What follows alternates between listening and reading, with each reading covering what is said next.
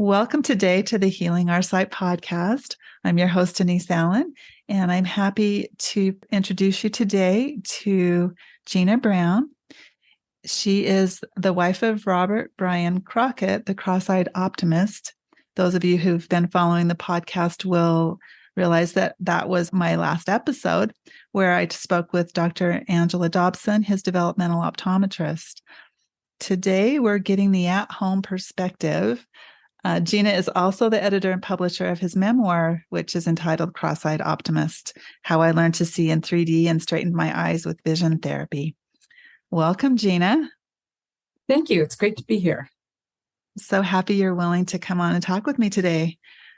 Pleasure. People are going to think that I'm spending a lot of time on this story, but I feel like it's really moving and important, and that we can learn a lot from what he had to go through in order to get to 3D, like I did and some others that I've talked to.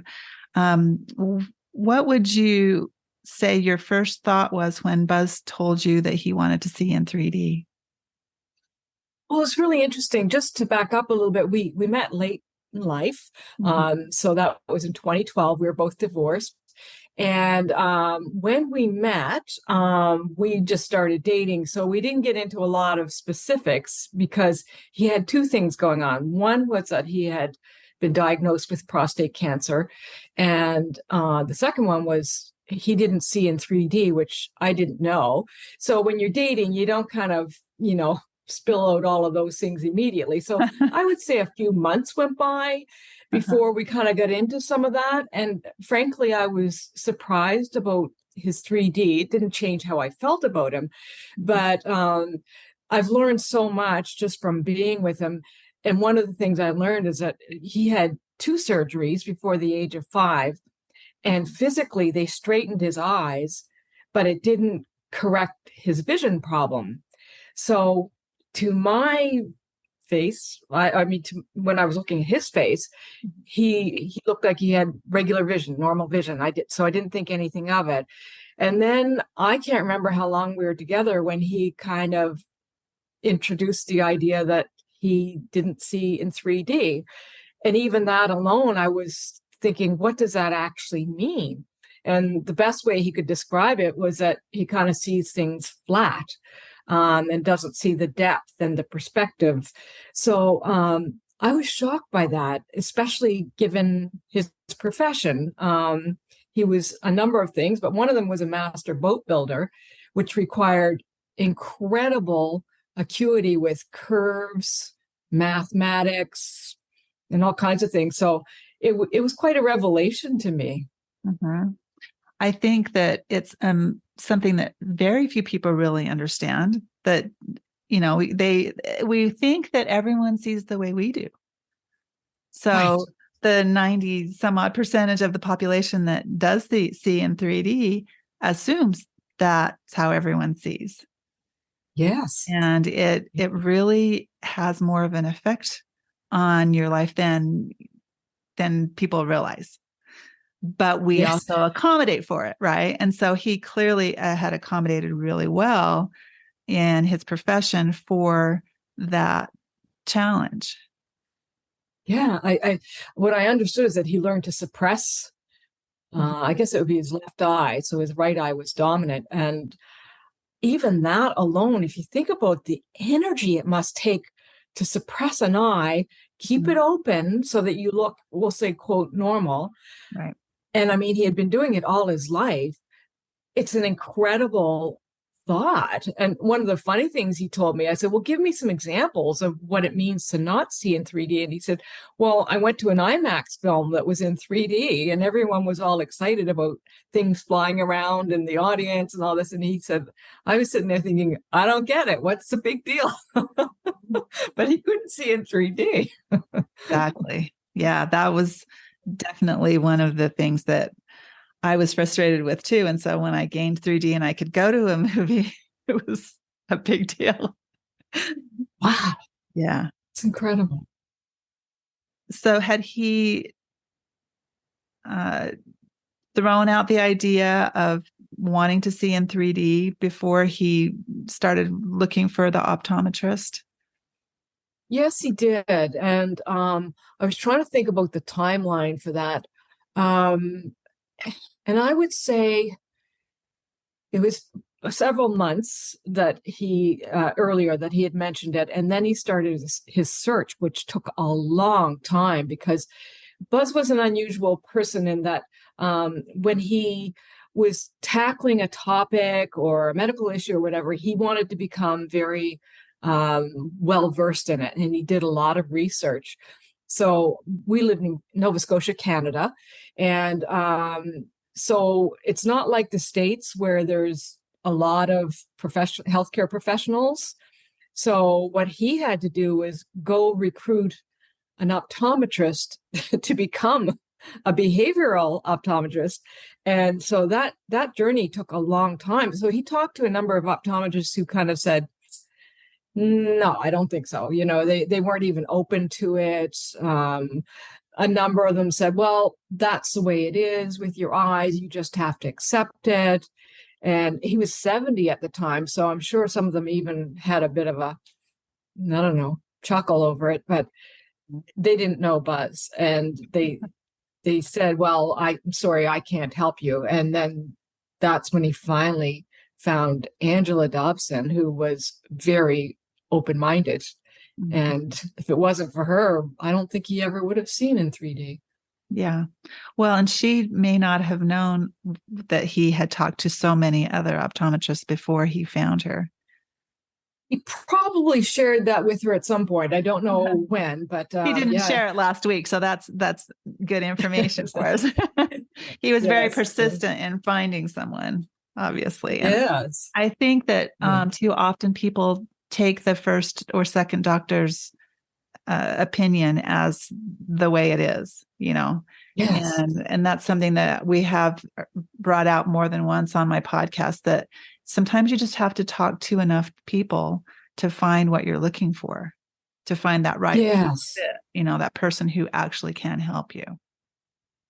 Yes, especially in that world. And I'm not a specialist in optometry or ophthalmology, so I don't know all the right terms, but especially that age group where they say there's an optimum time for getting your vision corrected. I think it's like around 10 years old or something. So that's another kind of cutoff point for many people where they say, it's too late. And he learned a lot about neuroplasticity, and Dr. Dobson certainly is very well versed in that. And that's when he learned that, your brain can continue to develop, grow, change, shift.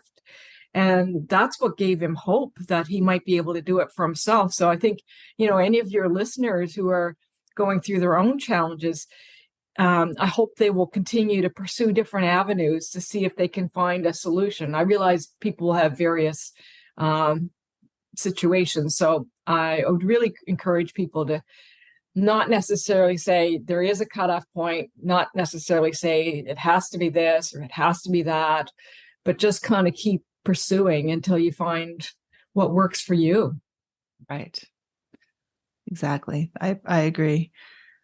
So there was some time in between when he talked her into learning this whole thing and when they started working on it, right? What was he doing in that intervening time as she was learning to be a behavioral optometrist? Well, Dr. Dobson was smart enough to give him a few things to work on while she was away. She was, she did some traveling and she, did some learning to become a specialist. And he had the classic Brock string, which was in his office the whole time. And she gave him a couple more things for him to work on. And, as he admits fully in the book, he wasn't very good at doing his homework.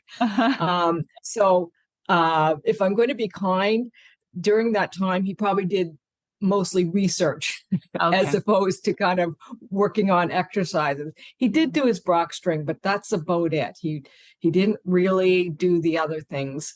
And it's kind of a shame, but he was on his own path and he had to figure it out the way he did. And sometimes when he did things, it reminded him that as he said, all his life he felt broken because of his vision issues.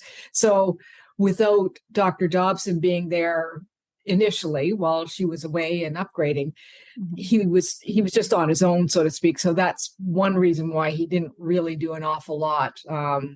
And he still didn't do enough when she came along, but he did a lot more. Well, I think that sometimes we discount what's going on internally.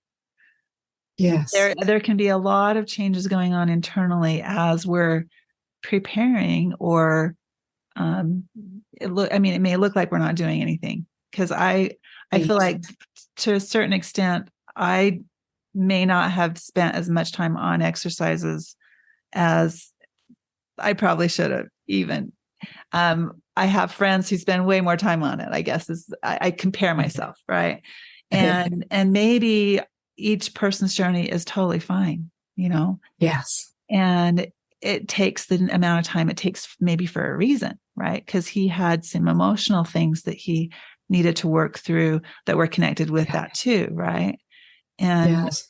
so it's nice to give ourselves a little grace with that whole. Yes. And I think Dr. Dobson, that was one reason they worked so well together. She was not judgmental. Never once did she say, you didn't do your homework or that kind of thing. She kind of met him where he was on his journey, which was incredible. And I think he responded better that way than if someone had, given him a hard time about it. Yeah. Well, some of the exercises were so difficult for me, particularly the Brock string, which I found out about very early on. Also, I really couldn't do it at all. It was not budging. I'm stuck right there. I have 3D 12 inches out. That's where I could actually see the cross, was about 12 inches. And I started my journey there, and it didn't budge at all. Well, maybe, I don't know, 6 or 8 inches until after I had surgery. And so I set it aside. I didn't even do it for a really long time because it was so discouraging. So there's a lot of pieces, to consider as you're looking at that. Did you go to any of the in-office training with him, or was that just his thing and he went and did? I did do a tour of the place. After his first visit, he was very enthusiastic. He certainly didn't want me there, which is fine. I completely understand that. But I went in and had a look, and she actually had an open house because she had just opened anyway. And it was wonderful. But the one place where I did have an interesting experience was in 2019, I think it was, or 18, we went to Arizona and New Mexico, and he met with Dr. Rob Lewis, who is an expert in that field. We went to his office, and because, we were traveling, I was there, and Dr. Lewis said, well, you can just sit in and watch. And I mean, watching the two of them, I'm entirely different from Dr. Dobson, but really interesting because Buzz was used to learning something and almost becoming an expert in it. And the minute he went into Dr. Lewis's office, he kind of, realized like this guy knows a lot of stuff. And, Dr. Lewis was correcting him and saying, no, do this. But it was great. And I just loved watching it. And I could see Buzz was at first feeling a little, I don't know, sheepish, like I don't know as much. But then once he got going, he just was learning so much from Dr. Lewis as well as Dr. Dobson. So it was a great experience. So I took notes and some photos in his office. So it was really an interesting moment. That is cool. We kind of talked a little bit about how he wasn't very good about doing his at-home exercises. But tell us a little bit about how you supported and encouraged him in that as he was going through. Well, what I learned quickly was he didn't want any. I called it encouragement. He called it nagging. So the first few times, like when Dr. Dobson was away and upgrading, and I would say, hey, how'd it go today? Did you do your Brock string or whatever? And after about Second time, he said, "Oh, no, no, no, this isn't going to work. You can't keep asking me that every day. I can't cope with that." But what we did end up doing was having conversations about it, more the philosophy. Um, I had no idea how complex vision is. I'm one of these people who, I wear glasses, but really didn't have any problems in life. And I had no idea. It's not just two eyes. It's balance. It's the space around you. It's your eyes working together. It's your muscles. It's your brain. It's the neurotransmitters. So I was learning all of that. And so we ended up having quite a few conversations about that, which I found fascinating. And I think that actually served him better than me just kind of going and saying, "Did you do your exercises?" I mean, he showed me how the Brock spring worked, but it was in his office. And then when he was doing it, I just kind of left him to his own activities. Right. And it worked out well. Yes. At one point, you said that you went on walks with him as he was doing his discovery. Can you tell us a little bit about that part of things? Yeah. One of the things I learned quickly was, and he told me, it was to learn to see in 3D. He really appreciated going and seeing big things. He loved being in nature. Nova Scotia is on the ocean, and there's a lot of forests, and so there's a lot of really great places to walk. Our neighborhood had trees that were 60 to 100 feet high, and they're big and glorious. And so we would go walking in the neighborhood a lot, and he would often wear that prism item in his eyeglasses. I don't know much about that kind of field, but was it a stick-on prism that he would just put on one of the lenses? Yes, exactly. And it was set to his eye or something like that. So yeah, and so we did a lot of those activities. He loved being in nature. So we did lots of walks by the ocean, in the forest. And then the other really interesting experience was when we went to Western US and went to Arizona and New Mexico. And he talked about the big sky, which was exciting for me as well.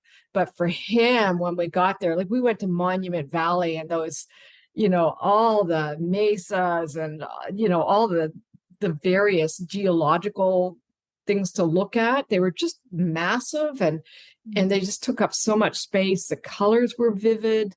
So those kinds of things, they were great experiences for both of us. That is cool.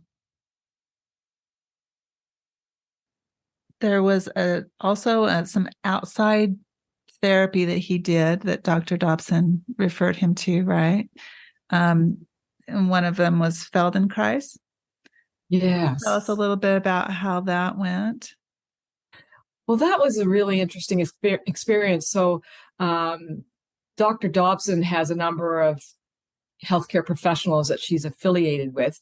So she talked to Buzz about Feldenkrais, which is the use of the body as part of the whole thing, because one of the terms I learned was proprioception, which I didn't know before I met Buzz, but it's, like negotiating the space around you.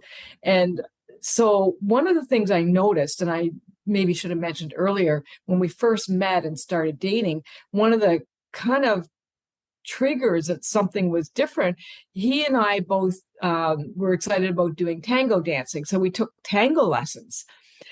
And as a kid, I studied dance. So I was pretty comfortable learning new dance steps. But one of the things that kept happening with him is I felt like we just kept going sideways. And I thought, this is really odd. I felt like we weren't in sync, and I was blaming myself and he was blaming himself. And it wasn't until he started all of that work that we said, well, maybe it's part of, the proprioception and his balance. So Feldenkrais uses methodologies that bring into play all the things like your balance, your muscles, your sight. And he was so enthusiastic about it that he paid the woman for me to have a session so I could see what it was like. And it was really amazing because one of the things I'm very enthusiastic about, I believe that there's an incredible relationship between mind, body, and healing. And I think that there's so many things we can do to help heal our bodies in a number of ways. So I'm not sure how long he worked with Tatiana. It was a long time, maybe 6 or 8 months. Mm-hmm. And I can't remember how often he went. It might have been once a month, but I'm not sure.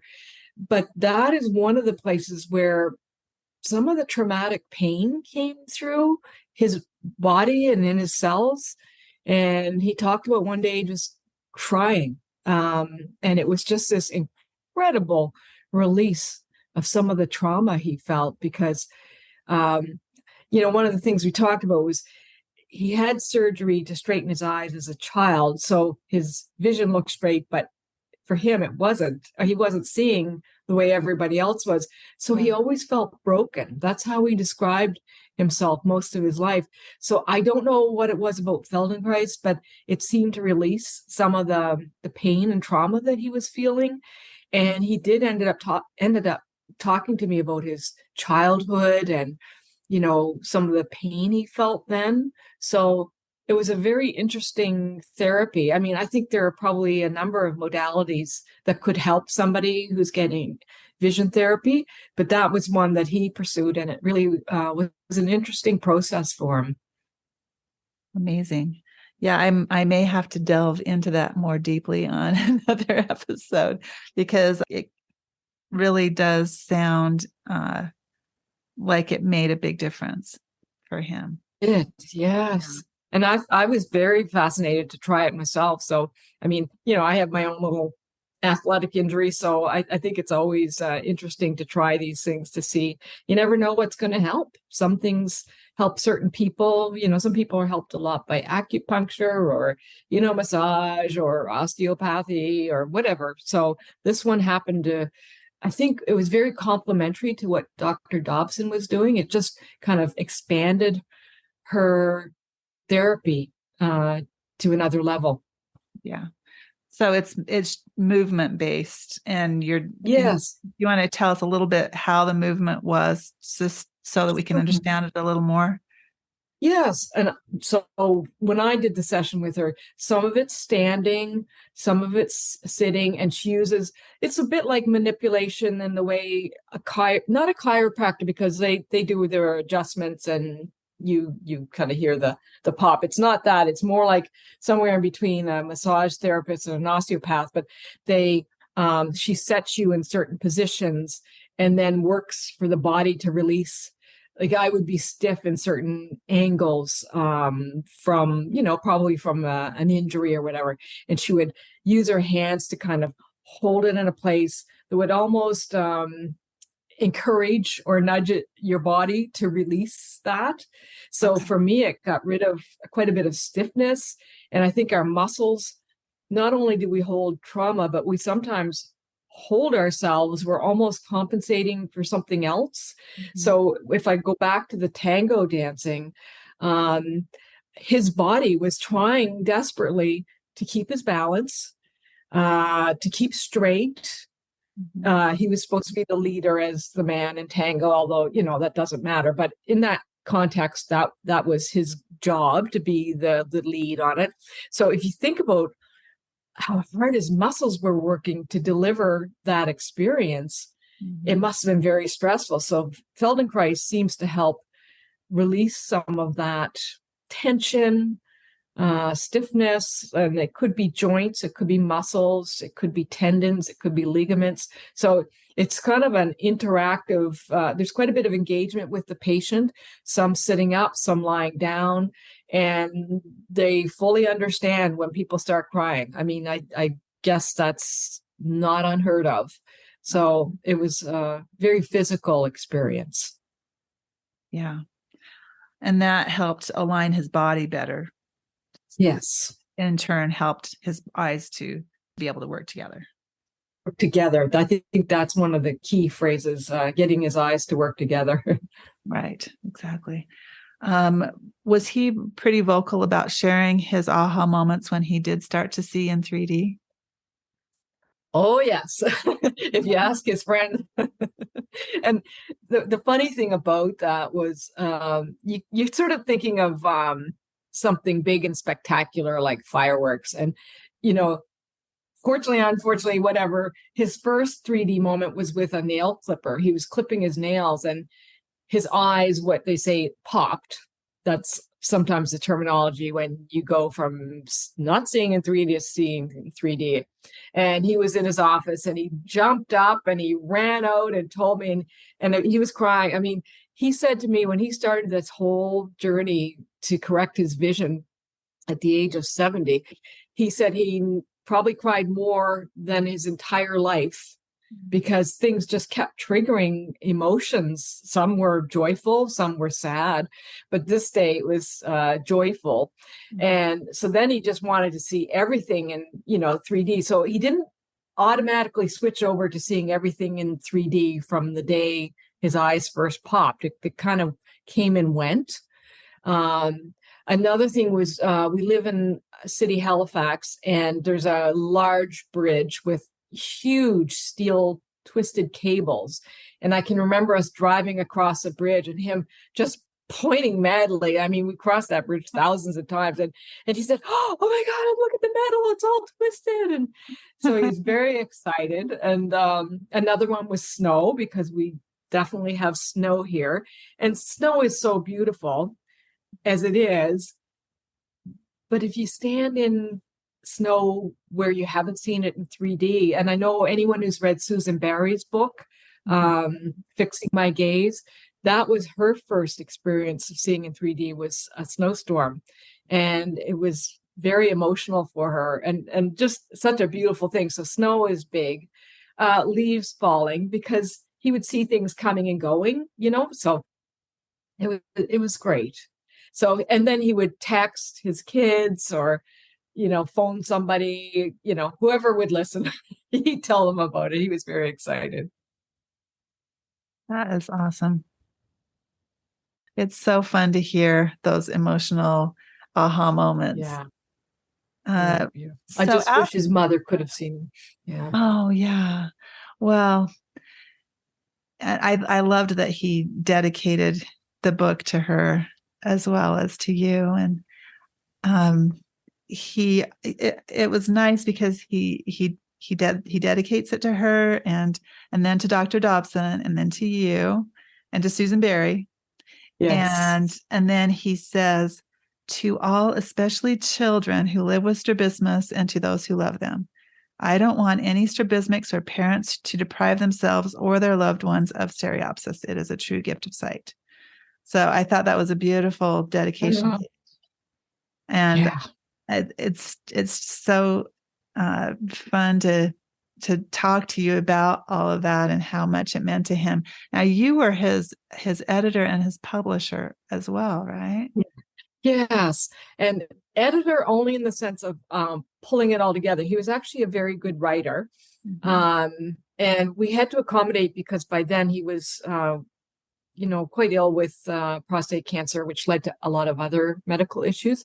But he did come from a family of writers. So it seemed to come pretty easy to him. His father, James Crockett, was a very well-known gardener. He wrote the Time Life Encyclopedia of Gardening. Mm-hmm. And his son wrote a book, Fair Wind and Plenty of It, about his sailing around the world on a tall ship. So, and his mom had typed in his dad's manuscript. So when I worked with Buzz, he was becoming, more and more ill. So he had one of those medical beds that go up, so you can go to almost sitting. So I don't know how we figured it out, but what we do is when he was ready to write is we put that up. I would sit with the laptop and he would basically dictate it to me. Mm-hmm. And I'm a writer. I have no idea how he did this, but he would lie there or rest his head and think about it. And then he would just state a sentence fully formed, grammatically correct. Mm-hmm. And it was really good. And so I pointed out a few things and, more ways to just enhance the experience. But he didn't need any help with the grammar or editing or proofreading. We did hire a proofreader at the end, but that's how we wrote it. And it was over about 4 months because he had started it and had abandoned it, which, he kind of laughed about. He said, I didn't do my homework there either. But to his credit, it was because he wasn't able to. He had so many intervening moments. But then we got this idea, well, let's get this finished. And so I said, well, how about you dictate to me and I can type really fast. And that's what we did. And he didn't write a long memoir. And I think that was good. He said, I'm only going to write what I feel is necessary. And if it's not that long, well, too bad. I said, just write whatever works for you. And so he did. And I actually think it turned out really well, especially for people who have their own vision challenges. Some people don't want to read a 300 or 400 page book. Now, we had planned for him to do an audio recording, but sadly, that wasn't meant to be. Maybe someday his son will record it for him. But anyway, so he wrote, a brief, but he felt it covered all of the basis of what he had in his head. So, yeah, I think that was over about 4 months. And then I hired a designer to design the cover. I formatted it, and then I got it all together, and then I put it on Amazon and in bookstores and all of that. So when we had to accelerate it, but the really exciting thing was, so that came out in April or May, and then he passed away in September of 2021. And he had time he signed about 40 books. We sent them out to people. He had a chance to do a few things like that. And then we just had to stop. But it was such a treat to see it come in the mail, the box of books, once they were all published and ready to go. I took a picture of him, and it's actually on Amazon, the website, on his author profile. And it was the day the books arrived, and he's holding it up. And it's so funny because he was wearing a t-shirt and suspenders. And of course, me being, a marketing person, I said, do you want to go change your shirt or whatever? And he said, no, if we don't do this now, I'm not doing it. So I took the picture, and it was actually beautiful. I loved it. And I thought, if he had put on an Oxford shirt, it would have looked, more professional, but it wouldn't have been him. So yeah. It turned out really well. That's so awesome. We were a good team that way. That is so fun. I was so sad when I heard that he wasn't around to do this with me, but I'm so glad that you were able to help him do that before he passed.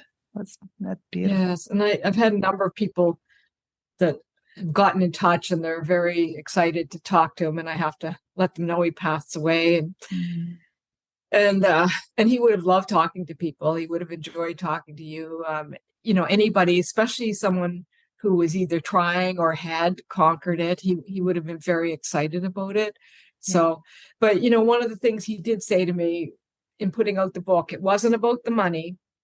What he would be really thrilled, he said, if just one person was helped by this book. Well, I've already had 10 or 12 people get in touch with me. And then in addition to that, there are, I'm sure other people. And he wasn't trying to say you should do this or you should do that, but it was, you should pursue something to help you, give you the chance to see the way you deserve to see. And that was his goal. So he's achieved that. And it kind of rolls on. So it's been great. Do you want to share any specifics on any of those people who've contacted you? Yeah, well, there's so a couple of friends, and I didn't know, but one friend, her husband, I'd met him, but I didn't know it. He was an engineer, and he had strabismus. I believe he had a cross eye. I had no idea, and he hadn't read a book in 40 years, except, technical books, nonfiction or whatever. And my friend was so moved by the book because she read it to support me, and then she said, "Wait a minute, my husband has this." So he actually sat down and read it, and then he did have a chance to talk to Buzz about it. They had a great conversation, and he was thinking about doing something about it. I don't know if he did. I have another friend who has a granddaughter who has, I guess, what's called lazy eye. And she is trying to get her daughter to do something other than just put a patch on it or, just wear glasses. Right. I had a guy in Texas write to me, and he told me something really interesting. He said he was in his 40s. He had perfectly good sight, but during COVID, he got COVID and developed strabismus, which shocked him. So he was reading every book he could get his hands on about it because he knew nothing. Yeah. And he read Buzz's book. So he was one of the ones that wrote to me and was all excited to talk to Buzz and couldn't. I had another woman who was a teacher who was so amazed to learn about this. And she said many teachers see this in the classroom where a child is struggling. Sometimes it's vision, sometimes it's other things. And she thought back and she was so sad about, all the children, back 30, 40 years where they were, described as problems or behavioral problems, when in fact it was an eye problem. And, kids not wanting to read. I mean, Buzz talks about that in his book, where when he was forced to read things, it was very hard for him. And I'm still amazed when I think about someone with, a turned in eye or turned out eye trying to focus on text on a page. It must be, I'm sure you probably have experienced that. So, and this teacher was so enthusiastic. She sent a copy to, one of the royals in England, Duchess, I can't think of, Duchess Sophie of Sussex or whatever, whose charity is eye issues. Oh, so she helps people with eye issues. So she sent her a book, nice. got a nice note back from, Buckingham Palace saying thanks, but I have no idea if she actually read it, but it was such a sweet thing for her to do. She was very enthusiastic. So yeah, there's been all kinds of things like that. And I just noticed yesterday on Amazon Canada, under ophthalmology medical surgery books, his book is number 3 in the bestseller list. Nice. Which is really great. So, I mean, that's in Canada. The US is totally different, but yeah. So I feel like even if people just think about other ways of approaching their issue, it's a great legacy of his. It is. I love it. That's wonderful. Do you have any final words of wisdom that you want to share as far as what would Buzz tell people right now if he were here to Well, do this I think probably we touched on a little bit earlier is never give up. And he did that entirely throughout his life. I mean, I only knew him when I met him when he was, I guess, 66. I was 54. So he was 13 years older, or 12, 13 years older than me. But he'd done that his entire life. One of the things he was quietly proud of, he got an MBA in 2002, and he was the first MBA in University of South Florida to be accepted without an undergraduate degree. So, of course, the first time he applies, they're kind of going, what? You don't have an undergraduate degree? Because he had dropped out. He certainly had the smarts, but he stuck with it. And then, of course, graduated, near the top of his class, from what I recall, did very well. He became a pilot. And that when you had eye issues back then, you couldn't become a pilot. So he did all of that. And that was his dream, to be a pilot. The boat builder era, that was probably about 20 years. And he built many boats. And again, it's like he just tackled all of the things that you were led to believe weren't possible. And so I think the one piece of advice for everybody is just keep pursuing it, and see if you can, conquer your own dream, whatever it is, and whatever gives you that satisfaction that you've actually taken action and solved an issue. So, and he was very moved by Susan Barry's story because they had a very similar trajectory, especially like, she was told that the teacher told her mother she was a dim bulb. Mm. And she became a neuroscientist. I mean, so she and Buzz had the same kind of feistiness about, you have to make yourself heard. You can't just accept the first thing you're told, according to doctors back in the late 40s, early 50s. That's the way it is. You just have to accept it, move on. And it's not just back then. I mean, oh, really? Yeah, I feel like there's still doctors that tell you you're fine, you don't need anything. When I took my daughter, who I shared in another episode, is like mini me. I took her to a regular optometrist who told me that she was fine. He put her in glasses, okay, but by the time she saw this particular doctor, she had been in glasses for a while, but she got glasses at age 3 like I did because of the eye turn. And so it's a different scenario than Dr. Barry and Buzz had, as far as, that they had the infantile variety. We had the early childhood accommodation kind of a thing. And he told me she was fine. I knew she wasn't fine. She was just like me. And I didn't know there was vision therapy. And the doctors that sort of know about it, he told me he knew about vision therapy, that he had done something early on in his career with vision therapy and that we didn't need it.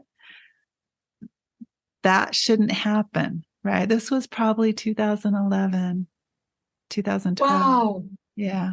Wow, so that's it's overdue that people know that it works and that they can find a doctor to pursue it with, right? Yes. It's past time. And have it part of the whole system as opposed to it being seen as, a fringe alternative thing. Yes, exactly. Yeah. And, good for you, because, I mean, if you didn't have that experience, you might have just stuck with it and said, yep, okay, glasses for her, and that's it. And I that's pretty shocking, and I should know better, but I guess it's still true now. Yeah. I mean, maybe you can forgive it a little more back then, but now, and, from what I understand, about 4% of the population has some kind of eye issue. I think that it's actually much higher than that, because we're talking 4% is probably strabismus like me. Okay. Right. It could be a little higher than that, but there's also convergence insufficiency. That's a larger percentage of the population than people recognize. Oh, and that's what breaks my heart. Like some parts of his book where he talks about, being at school in Massachusetts and, baseball team or whatever, and someone throws a ball and, it just sort of drops, and the embarrassment and shame, because that's, the all-American kind of game. And he just felt so much shame from it and not being coordinated to do all those other things. And I mean, that makes me so sad because, it's enough work as it is for a child to feel safe and secure in situations growing up, but to have that reminder all the time or being teased. I mean, I remember kids when I was little that had some eye issues. And of course, sadly, they were made fun of. I mean, I didn't do that because my mom was a nurse, but it was very common. Kids can be pretty cruel. They tease you about just about everything. But I mean, it makes me so sad when I think about how some of them must suffer, because I think he sounds like he thought about it his entire life. Yeah. And there was never the right time. And I think the wake up call for him was, with prostate cancer, he was thinking about, well, what do I want to do before I'm gone? And that was it. Well, it was also finding out that you can do something late in life, right? From reading Sue's book and getting that push, I think. What a revelation. Well, thank you for what you do, because going to be helping a lot of people and giving them hope and and hopefully pursuing until they find what's right for them. That's all we could hope for. Right. Yeah. Thank you. Thank you for listening to the Healing Our Sight podcast. I'd love to hear from you. If you like this episode, please share it. And please join our Facebook community at Healing Our Sight to leave suggestions or comments. Have a great day.